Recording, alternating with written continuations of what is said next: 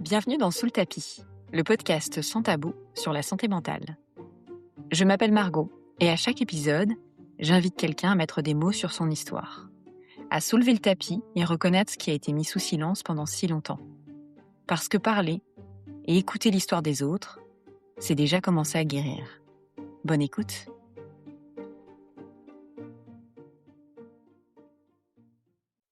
Génération après génération, les femmes et les hommes de la famille de Christie ont souffert au travail. L'esclavage de ses ancêtres, l'exil de la Guadeloupe à Paris, puis une fois installée dans la capitale, des métiers que personne ne voulait faire. Christie, elle, s'était jurée que ce temps était révolu. Elle a fait des études, grimpé l'échelle sociale, mené une brillante carrière dans les médias et la communication. Et pourtant, régulièrement, elle s'effondre, loin des regards, sur son lieu de travail. Il faut évacuer la pression énorme et tenir coûte que coûte. Dans cet épisode, Christie me raconte les années en entreprise où la souffrance au travail était banalisée. Elle me raconte son burn-out silencieux, le moment où tout a basculé, sa reconstruction grâce à la sophrologie et enfin, l'accompagnement qu'elle propose aujourd'hui aux femmes en burn-out. Un témoignage courageux et qui interroge sur ce que le travail nous promet et son impact sur notre santé. Bonjour Christie.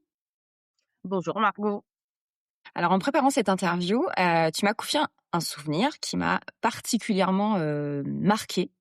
À l'époque où tu travaillais encore au sein d'une entreprise, il était fréquent pour toi d'aller t'isoler pour t'effondrer en larmes. Alors à ce moment-là, tu es une femme qui, de l'extérieur, a tout pour réussir. Tu as une belle carrière, une entreprise prestigieuse, et surtout tu m'as parlé d'une ascension sociale que ta famille n'avait jamais connue auparavant.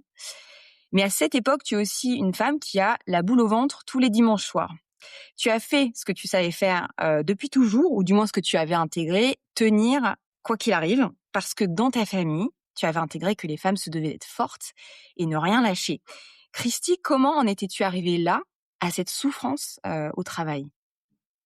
Eh ben Margot, c'est un long parcours. J'ai dû faire un gros travail d'introspection suite à tout ce qui s'est passé pour essayer de mieux comprendre ce qui s'est joué pour moi à cette époque. En fait, lorsque j'ai commencé ma carrière dans la communication, j'étais convaincue que c'était la meilleure chose pour moi. On peut parler, d'un ascenseur social. Je viens d'un milieu, modeste, de banlieue, parisienne. À cette époque, j'intègre, des, agences de communication, parisiennes. Hem, je suis convaincue véritablement, que, je vais m'épanouir, heu, au sein de ces structures. Je suis bien accueillie. Hem Dans un premier temps, effectivement, les choses se passent, plutôt bien, mais très rapidement, je suis confrontée, à, des, coups de pression. C'est-à-dire que, c'est un métier, où, tous les jours, il faut aller très vite, il y a de la compétition, heu, les horaires sont, assez, tendus. On arrive très tôt le matin, on n'hésite pas à repartir très tôt le soir.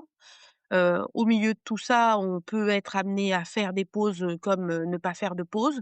Donc vraiment, il y a une cadence. Il y a, ce que l'on appelle des charrettes, c'est-à-dire, voilà des livrables, à fournir, en temps record. Il y a une habitude qui veut que les clients de ces agences, ben, ils réclament le travail, comme on dit, quasiment pour la veille. Donc au moment déjà où, on doit produire, ces tâches, on considère déjà qu'elles auraient dû déjà être terminées. En fait, c'est un rythme frénétique qui s'arrête jamais. Tu observes chez les autres aussi des situations complètement absurdes.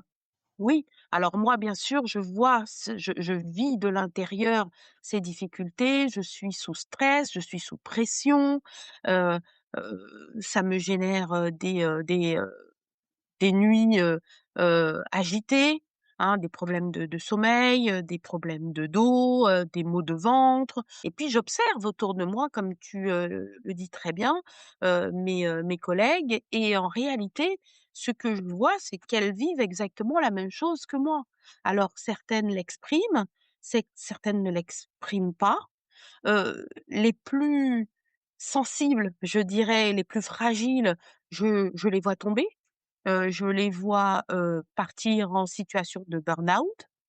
Je vois, des jeunes femmes, qui ont leur première grossesse, certaines, ben, sont victimes, de fausses couches. Elles ne font pas le lien immédiat, mais le rythme qu'elles vivent n'est pas compatible avec, un début de grossesse serein.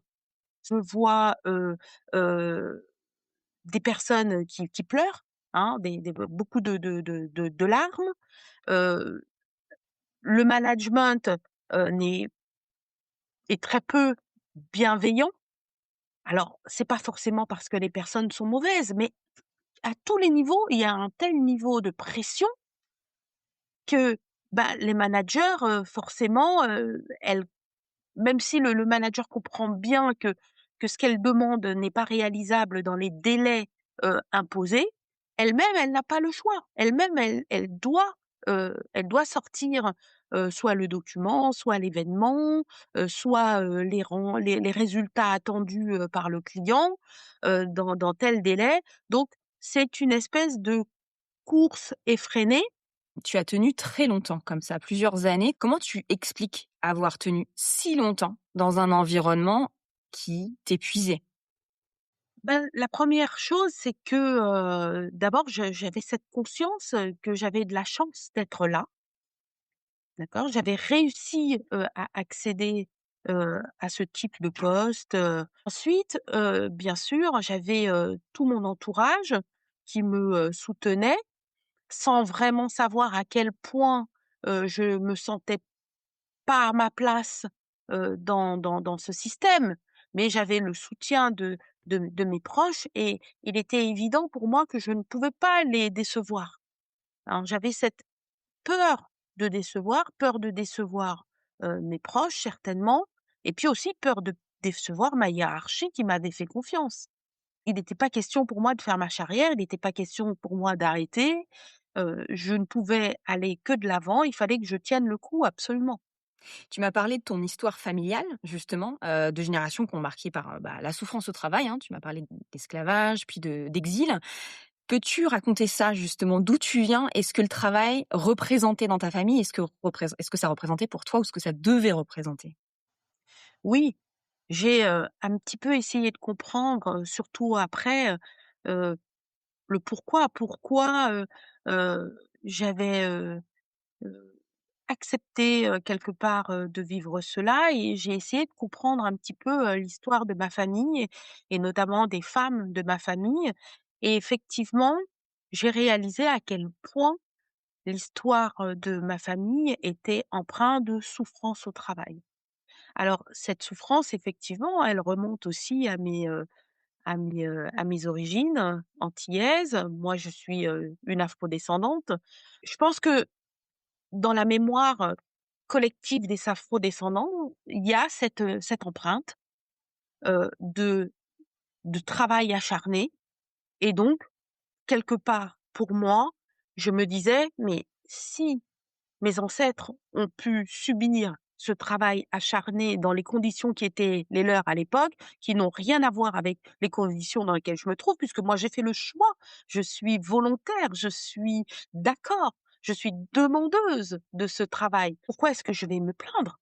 Pourquoi est-ce que je ne pourrais pas tenir?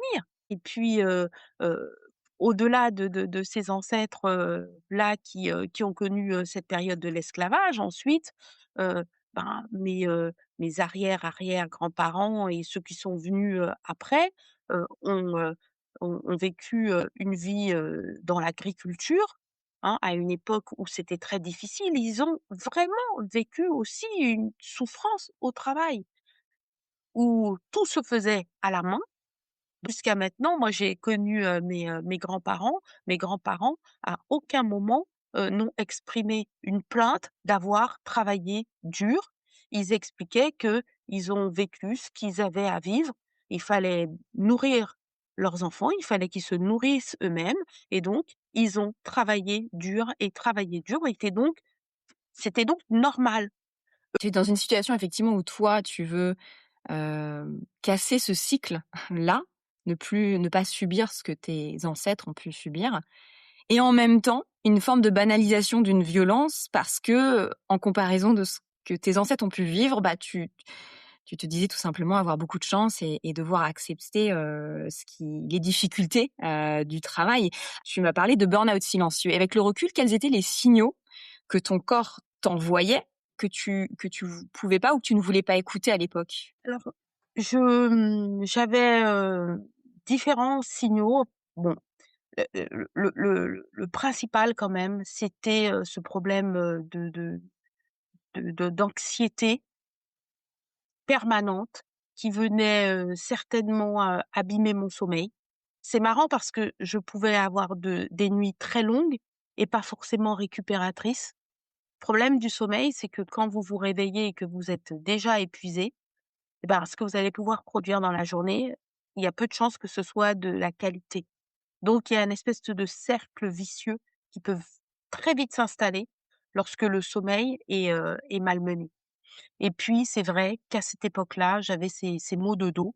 Je pense que dès que j'étais vraiment sous pression, et ben, tout comme l'expression le dit, j'en avais plein le dos et j'ai eu toute une période où j'ai eu des maux de dos et je peux le dire de manière avec assurance parce que ensuite et même au moment où je parle maintenant, où tout ça est très loin pour moi dans voilà, ça remonte déjà à plus d'une dizaine d'années, hein, donc mais j'ai plus ces problèmes de dos aujourd'hui. J'ai plus ces problèmes de sommeil aujourd'hui.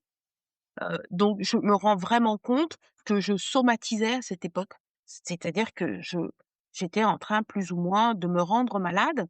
Je pense même que j'ai été, chanceuse de pouvoir mettre fin à un moment donné à cette, situation parce que ça m'aurait peut-être poussée véritablement vers une maladie.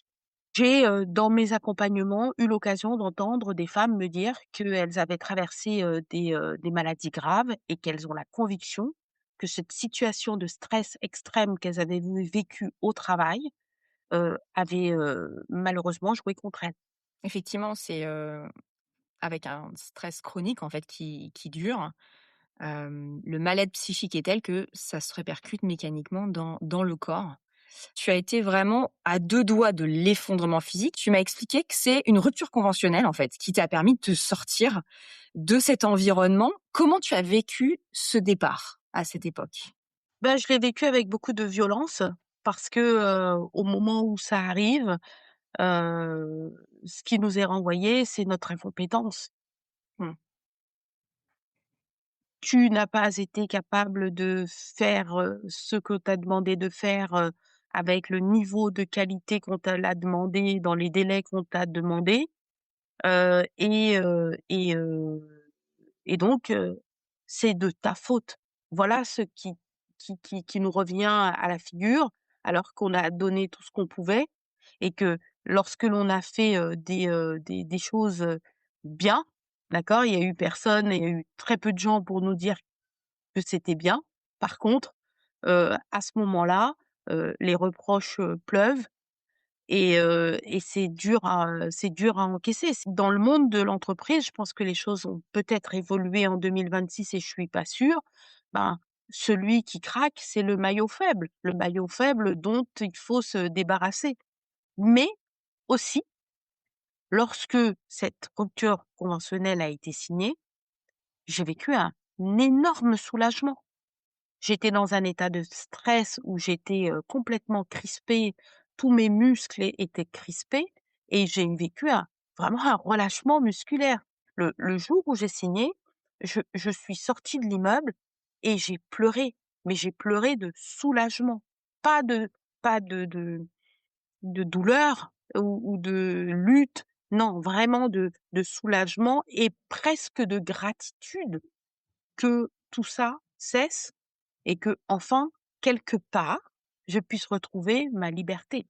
Les premières semaines après avoir quitté ce poste, à quoi ressemblaient tes journées, justement? J'ai eu besoin de quelques jours, quelques semaines pour, véritablement me détendre. Me dire déjà réaliser à quel point c'était fini.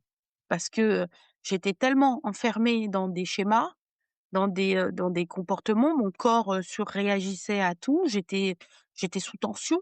Donc il m'a fallu vraiment du temps pour revenir.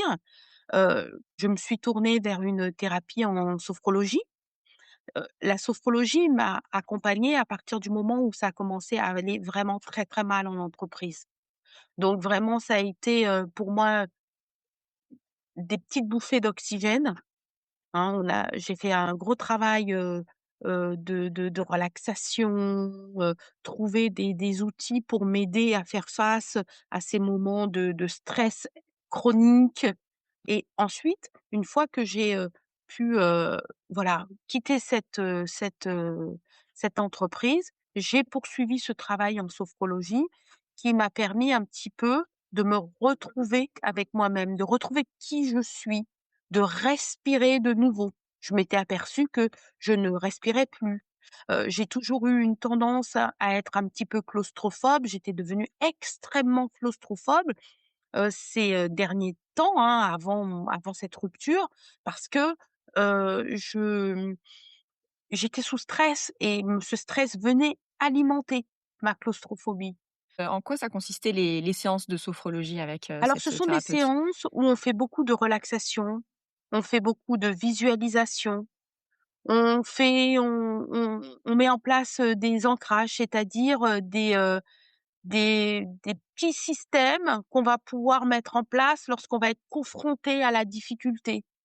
On travaille beaucoup sur la respiration et ce travail pour faire en sorte de mieux gérer les émotions que j'avais dans mon corps, bah, ça m'aidait quand j'étais en situation de difficulté à faire face. Plutôt que de partir en stress extrême, ça me permettait de contrôler la situation et de pas, voilà, de pas exploser en vol. Donc voilà et puis ensuite ça m'a aidée à parce que cette sophrologue était une vraie thérapeute. Elle m'a fait vraiment travailler sur tout ce sur cette fameuse introspection, tout ce que j'avais à l'intérieur de moi, tout ce qui se jouait et qui m'avait amenée à cet endroit-là. Qu'est-ce que cette thérapie t'a enseigné? D'abord, elle m'a permis de reprendre le contrôle sur mon corps puisque j'étais, une boule d'émotions, une boule de nerfs, une boule de colère, une boule de peur. Donc elle m'a permis de déposer tout ça. Elle m'a permis, voilà, d'accepter aussi, hein, parce que, au moment où j'ai vécu ça aussi, comme un échec. Il a fallu que j'accepte en fait, ces émotions, que j'accepte en fait que tout simplement, je n'étais pas à ma juste place sur dans cette entreprise et que, ben, j'allais, pouvoir, aller vers des opportunités qui ont plus de sens pour moi. Mmh, et aujourd'hui, tu accompagnes les femmes qui ont besoin de se reconstruire justement après un burn-out. Pourquoi avoir choisi de te concentrer sur les femmes? Et ben, je me suis concentrée sur les femmes parce que, je me suis rendu compte d'abord je suis une femme donc, j'ai passé, un certain nombre, d'étapes, de la vie d'une femme, notamment la maternité. J'ai eu 2 enfants. Heu, il y a des spécificités, pour les femmes et moi j'ai la conviction qu'il y a un biais de genre en entreprise pour les femmes. Les femmes font face à des difficultés, particulières. On parle de charge mentale. Oui, il y a une charge mentale personnelle, hein, il y a la charge mentale professionnelle. Les femmes font face, à souvent à un plafond de verre. Elles font face à des jugements. Elles sont parfois, même souvent perçues comme, très, voire trop émotionnelles. Les femmes, n'ont pas les mêmes, parcours de carrière, que les hommes en entreprise. Souvent, heu, ben, elles sont obligées, d'en faire, 2 fois plus, pour, accéder à une promotion, pour avoir un certain nombre de responsabilités et je trouvais, intéressant d'aider des femmes qui ont qui vivent aujourd'hui ce que moi j'ai déjà vécu par le passé, à sortir de ces situations et à voilà et à trouver leur juste place. C'est même pas sortir de ces situations forcément pour, avoir un poste de haut niveau. Heu, pour moi, ce qui est important, c'est que chacune puisse trouver et s'autorise à trouver sa juste place. Pour certaines, ça veut dire aller vers un poste à responsabilité. Pour d'autres, c'est tout simplement être bien dans ce qu'elles font. Mmh. C'est intéressant de proposer un accompagnement très, spécifique aux femmes. Moi, il y a un chiffre qui m'a énormément marqué que j'ai lu récemment. Les femmes, selon Santé publique France, seraient 2 à 3 fois plus concernées que les hommes par, le burn-out, la souffrance psychique au travail, et ce sont des chiffres qui sont constants depuis 2007. Effectivement, ça fait lien avec tout ce que tu as dit, la place particulière des femmes en entreprise, les discriminations liées au genre, le harcèlement, sexuel, tout ça qui, font qu'elles sont plus vulnérables, au burn-out, et cetera. En quoi consiste ton accompagnement aujourd'hui concrètement auprès de ces femmes? Alors aujourd'hui, j'ai des femmes qui m'approchent, dans différentes cas de figure. Soit elles sont en situation de charge mentale, personnelle et ou professionnelle. Ça veut dire qu'elles sont sous pression, elles sont, à bout, elles, ne savent plus trop comment faire, pour, redescendre, et elles sont dans la situation que j'ai connue moi-même, c'est-à-dire qu'elles tiennent. On ne peut pas rester dans cet état éternellement. Certaines ont connu le burn-out, moi, je vais les aider un petit peu à revenir au travail, mais dans de bonnes conditions, c'est-à-dire à poser les conditions de leur retour, hein. Souvent, quand elles reviennent, elles ont, soit un mi-temps thérapeutique, soit un 80 thérapeutique. Mais ce qui se passe, c'est que si elles sont pas, accompagnées, elles vont avoir tendance à repartir sur les mêmes écueils qu'auparavant. Elles vont recommettre les mêmes erreurs, et malheureusement, on sait que, heu, 1 personne sur 3, dans les 12 mois d'un burn-out, refait un burn-out. On n'a pas parlé, du, management ou des environnements qui peuvent être toxiques, mais actuellement, il y a énormément de personnes et notamment de femmes qui sont en souffrance aussi parce que l'environnement au travail est toxique. En général, les difficultés de la personne vont être ramenées à des manquements. On va pointer sur cette personne telle incompétence, telle erreur qu'elle a commise, et rares sont, les entreprises qui vont, reconnaître qu'il y a un problème systémique. Il faut rappeler que le terme burn-out, dans sa définition, c'est vraiment, en fait, un état de stress et de mal-être au travail qui est dû à des facteurs organisationnels. Pour revenir sur les ateliers, comment ça se passe? Avec quels outils, de quelle manière tu amènes ces femmes à, finalement, prendre de la hauteur et imaginer un futur plus radieux? Ben, ça va dépendre beaucoup de situations de chacune, hein. On fait vraiment un travail personnalisé, pour chacune. On va utiliser, moi, il y a plein d'outils, que j'utilise, je pense notamment à l'amphithéâtre psychologique, qui permet d'aller voir, en fait, les différentes, personnalités qu'il y a en nous et comment elles cohabitent et comment parfois aussi elles, se disputent, heu, à l'intérieur de nous-mêmes.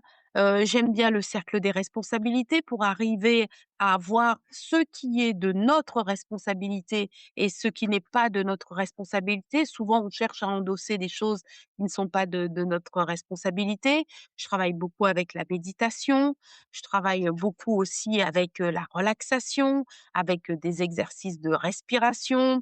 On travaille aussi sur différentes, matrices, temps, énergie aussi pour apprendre à gérer son énergie. Donc il y a plein de petits outils, mais surtout là où, moi je vais travailler, c'est qu'au fur et à mesure, ces femmes vont m'expliquer ce qu'elles sont en train de vivre à l'instant T dans l'entreprise et les difficultés qu'elles ont, voilà, et je vais les aider à détricoter un petit peu ces difficultés et à mettre en place des actions.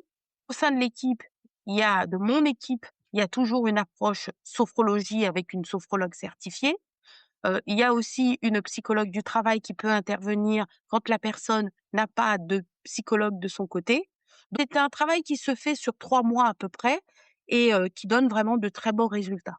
Super. Et alors, si une personne souhaite faire appel à ton expertise, comment peut-elle te contacter? Et ben, moi, ce que je lui propose dans un premier temps, c'est d'aller sur, mon profil LinkedIn, hein, c'est Christy Genteuil-Boiselle.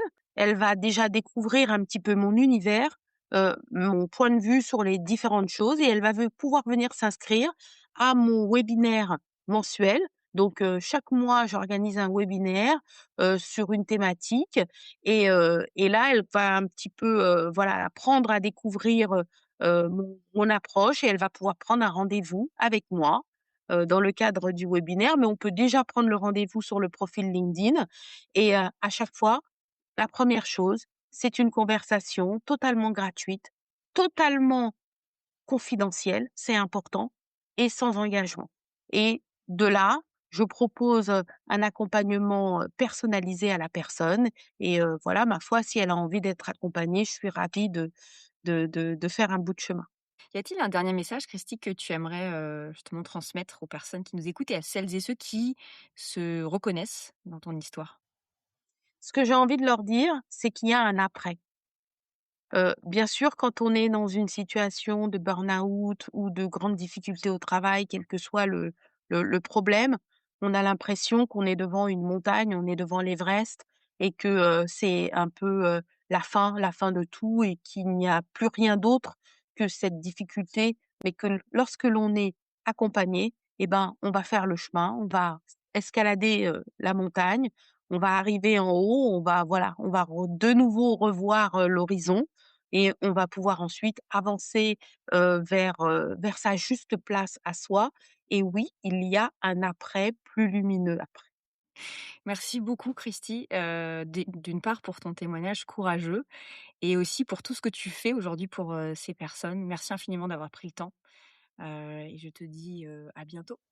Merci Margot. Nous arrivons à la fin de cet épisode. Si ce que tu viens d'entendre t'a touché, ou si tu penses que ça pourrait faire du bien à quelqu'un autour de toi, envoie-lui cet épisode. Parfois, un podcast tombe au bon moment. Et si tu veux soutenir Sous le tapis, la meilleure façon de le faire, c'est de laisser 5 étoiles. Quelques secondes pour un signal fort envoyé aux algorithmes. À très vite.